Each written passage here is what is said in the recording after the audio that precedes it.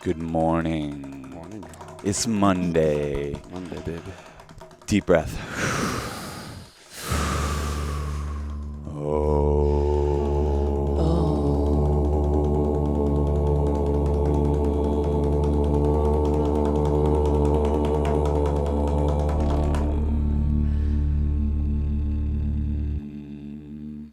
We're the Cosmic Quadringle. This is the come up.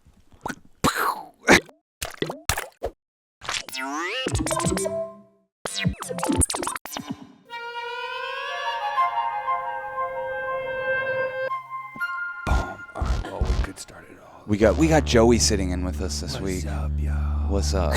For musical accompaniment. Morning, motherfucker. Oh shit! Already bringing the fucking energy. Bringing the heat. Now I'm Yeah. gonna play the black keys like I know what I'm doing. No? You did great. I like the black keys. I like the black keys. All right, can't switch it up now. He's getting back to it. We're in the jungles of North Africa. I'm coming. There's 13 bushmen after you. They all catching up. Oh. What's that? It's the morning ritual, I hear.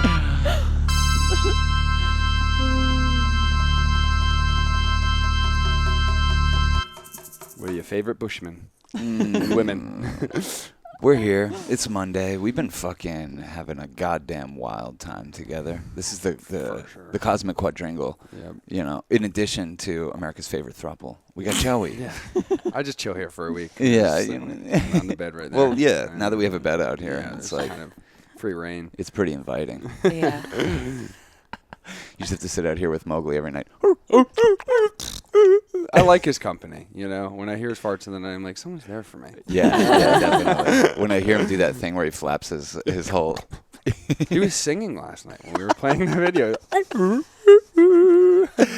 I love that he never makes a sound until like he's dreaming. Basically, it's the funniest. I think he knows a band is forming and he wants to be part of it. He definitely Yeah. does. You know. He wants to lick our toes. Yeah. So, are we about to have the best week ever, guys, or what? Had the best week. Let's have a fucking great time. Let's get do people it. charged up for the week. You know, let's help people get through this shit, right? I don't know. Fuck yeah. What else can we do? It's a weird time. Yeah, right. Yeah. Right. That's worth noting almost every day. Yeah. Like, yeah, it's a weird time. It's not just you. Yeah. I don't even want to bring up COVID, but literally it was a different lifetime before then. Now we're in a different mind state of how we're going to survive and live. Yeah. You know, and be for the next however long. Even we've become fucking scavengers. Yes, we We're totally fucking getting scrappier than we Yeah. ever have before. We're disgusting. Yeah. It's a time of hustle and bustle. The fun employment is ended. Yeah. Yeah, the days of fun employment are over, and the days of hustling joints in Washington Square Park have begun. Pre-rolls and eighths. Yep. Yes, sir. Pre-rolls for 10, ace for 30. Blueberry Kush for sale. Yeah, we're trapping. We were trapping. Yeah. Joey lit a fire under our ass a little bit, and he calls us the other day, and he's like, I'm in Washington Square Park, and there's people openly smoking weed or selling weed.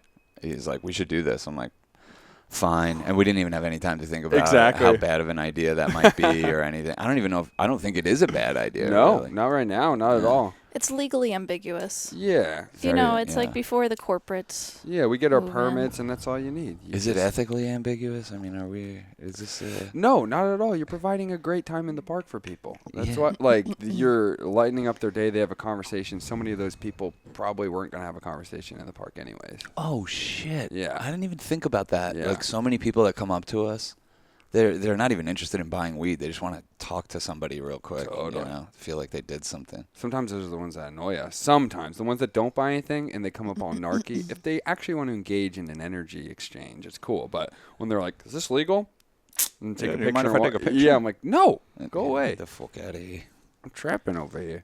Anyway, that's a little bit about what we're doing for our day job. You know, it's And starting T-shirts. this- And T-shirts. We're starting this church. You know, it's from the ground up. This is like the beginning. We're missionaries out there. We're paying our really. meals one joint at a time. Yeah, Yeah. totally. surprisingly profitable. Oh man. So Mare, what's doing in the sky? What can people expect this week? You know, give us a little overlay as to this life. In comes Mare. Oh, sorry. What's going on this week? The big shift this week is that Venus moves into Sagittarius from Scorpio. And today we have a Sagittarius moon on the moon Monday. But yeah, this Venus in Sagittarius is much more fun than Venus in Scorpio, or at least maybe experientially. It goes from very intense energy to very buoyant. There's some levity that enters the room. Really? Yeah, with Venus in Sagittarius. Okay. That's great. Yeah. We need more Which I think levity. we could all use. Yeah. That's why Joey's here this week. Yeah. we needed this. I mean, this is me too. This is the levity for me right now. I feel like it's been kind of dry. We had an insane summer and then like a drought. Yeah. And then all of a sudden just water. Where we were poured like, back in. let's not have fun. Let's be more serious. Yeah. And then we're like, Yeah. this sucks. I hate this. a few weeks of catching shit from our parents. Yeah, and literally. Just be like, all right, let's get back to work. Yeah. But I'm a Sagittarius moon, right? So when I think of Sagittarius, I just think of spitting fire. Yeah, that's definitely a quality of Sagittarius. But I think compared to Scorpio, where we just were, which is a very focused energy and you can get overly focused on problems, Sagittarius is really good about zooming out. And romance is, it's more inclined to like an adventurous side. You want to spiritually bond together. So taking psychedelics could be really fun with your partner during this time of Venus and Sag, because it's spiritual righteousness, Sagittarius energy. It's Jupiter ruled. It wants to expand. It wants to touch the outer reaches of the galaxy. It's really concerned. It's the most spiritual of the fire signs. So there is an intensity, obviously, to fire signs, but that intensity with Sagittarius is very spiritual. So less like a physical density of intensity, if that makes sense. Okay. No, I think it bodes well with us selling weed in the park. Yeah. It's like it feels like absolutely for There was a moment where a former dealer of ours came over, and he's like, I'm in town auctioning off my work at Christie's, and it's probably going to go for millions. And we're like, cool, we're selling weed in the park. We just made hundreds of dollars. We made hundreds, mate. We made hundreds He's of like, dollars. how much you make? We're like, hundreds. We're like, Yeah. $202. But yeah, hundreds. But we flipped places with him real Yeah, quick, and I I was know. just like, you know what? It's fine. This is the ebb and flow of life. It maybe something that's going on is making me just say, don't take it too seriously. It's just another thing, Isn't $6 million coming your way or something? 650,000. 650,000. Yeah, that's not coming. 6 million. But yeah, that's the number that keeps coming to me. Like somebody's gonna drop 650,000 on us to do something. It's coming. Yeah, Yeah. pray for that. Well, Yeah. you Please. being the moon and Sag, having the optimism card is kind of appropriate. That's Today what's being, going on in the sky right now. Yeah, and today being Monday, Moon's Day, is kind of all appropriate. So this is like a good week to be optimistic about things, no matter your circumstances, as we're sharing. Yeah, and creatively too, Venus is very like underground, and I think a lot of us had a lot of like heavy reflection, creative time, and I think now there's going to be more of this extroverted energy. Wow, About damn! It The goes way well. that you want to express love. So Well, that's like Yeah. with this Venus and Sag card, which is flirtation, Yeah. which we it's love. very flirtatious. We Yeah. love flirtation course. because I feel like flirtation's so powerful as an intention, even like an intention at the start of your week and the start of this. Like this goes till November that Venus is now in Sag, is like, okay, great time also for Halloween. You put on your costume and you flirt with people. And Oh, I mean, I think of flirtation in a much bigger sense of like flirtation with the universe. Yeah. It's like, how do you be cute and like just say like, come on, Come on, baby. tickle that What do you cosmic got for clit. me? You got to tickle the Yeah. cosmic clit. You got to tease that out. And that's part of it. I just consider that I say that all the time is like I'm constantly flirting with people, because someone I'd heard describe flirtation as like just the exchange of energy, and I feel like I'm exchanging energy with life. It doesn't have to be the opposite sex; it can be anybody or anything, and it's like you want to be flirting with life. That's the fun part.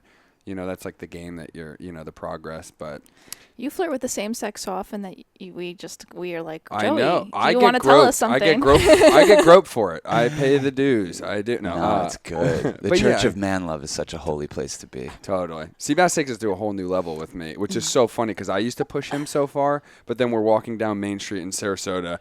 My arm's around him. He's grabbing like this. And like I told you this story, but we were like passing by the crack and she's like, this adorable.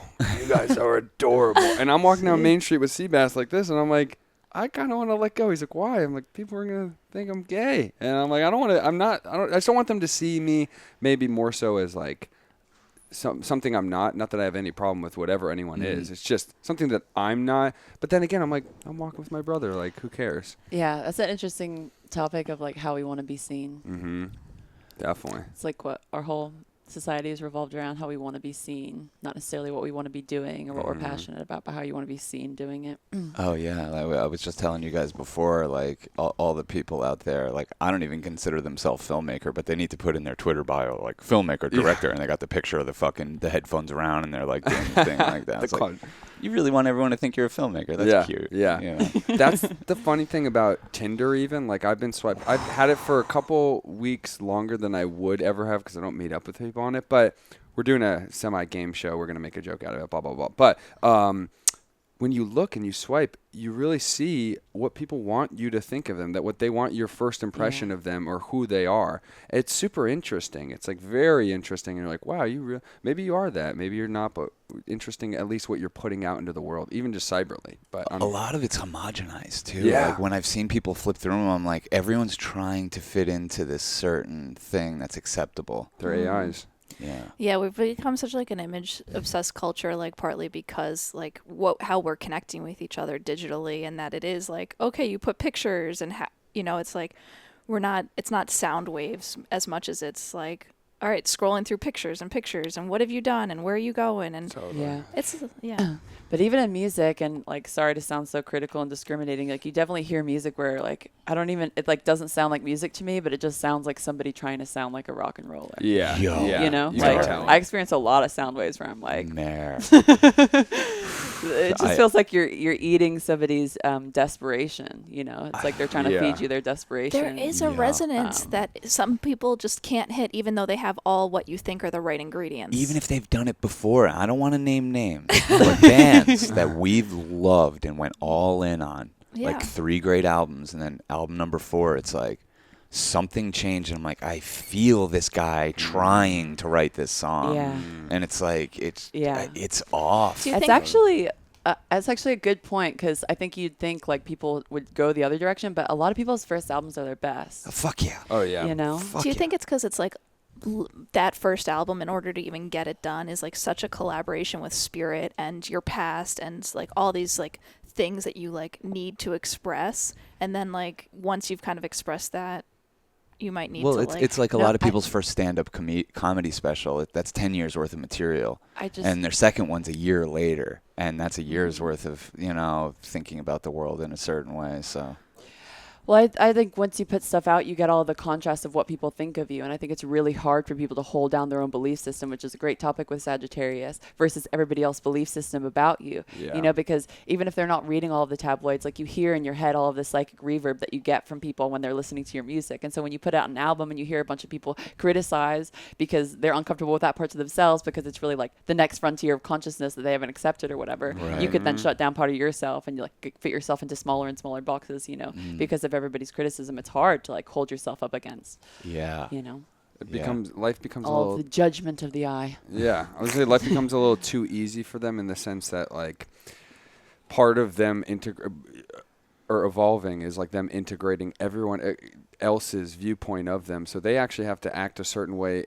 They feel an immense pressure to act a certain way because everybody knows you as a certain way, but they don't even know you. There's like, again, the costumes you wear, the masks you put on, like they say there's 3 masks, 3 personas. One is yourself, the second is with your family, and the third is with everybody else. And it's like, if one's way out of balance, you're carrying so many people that see just the surface image of you, and that's the weight of your decisions, then it's going to be clogged. You were talking about Rivers Cuomo being like a hair metal guy or like a glam metal guy before he got stripped down. And I was like really inquisitory about like, God, I wonder if that was his own like really good just like introspection and being a good producer to himself, where he was like, oh, this is what's vital and essential about me, and like screw the other bullshit. Or if he had somebody come in and be like, hey man, like you don't have to like hair metal's over. It pretty much happened like that. He was working at a record store and somebody turned him on to, I can't even remember, I think the Pixies. I think he had never Oh. heard the Pixies before, and Grunge. just kind of went in that direction. He went from trying to be Yngwie Malmsteen, that Swedish guitar. It's this is the most complicated, Right. thrashy Very metal. pageantry. Yeah, to he created this geek rock genre. Yeah. Crazy. That kind of reminds me. Do you think there's something that goes to being inspired by other influences versus you're 5 albums deep and you're just inspired by yourself and you're trying to stay in the mold or something? Yeah, the Stones are just playing the Stones now. You know what I mean? Their early influences were the classic, Chuck Berry and Elvis and Muddy Waters and everything. But now it's they're emulating their own sound. Well, that's our artists that are our favorite are the ones that evolve. We saw Parquet Courts the other night, and their set they took to the next dimension, and they went into such a psychedelic, crazy world. But if they had just played their hits, I'd be like, oh, cool, that was fun. They just played their hits. They have great hits, and even if there were more hits, but there's a certain point where you're like, all right, I've digested your hits. I love them, but now it's time to go to space. And I really appreciated that they took us there, I guess, is what I want to say. Yeah, they took a really big risk with the punk rock audience going into funk and going into a little bit more of an R&B tone. Yeah. It's a really big risk with that crowd. Yeah. And the fact that everybody vibed to it really hard was fucking awesome. you know? Yeah. I know I was fucking shaking my ass, but to look up and be oh, all the punk rockers are fucking loving Oh, it. they love it. Yeah. You know? We have nothing to do with it, but they have an album called Sympathy for Life coming out October 22nd. Yeah. Check that fucking thing out. We've heard a good amount of the songs. Yeah. Coming on that one. This was Monday. We already did this show. You know what I'm saying? Ooh. What? Dun, dun, dun, dun, dun, dun, dun. Great week to be optimistic with the Yeah. moon in Sag and flirtatious with our Venus in Sag as well. Let's fucking live it up, homies. See you tomorrow, y'all. The fuck's a week again.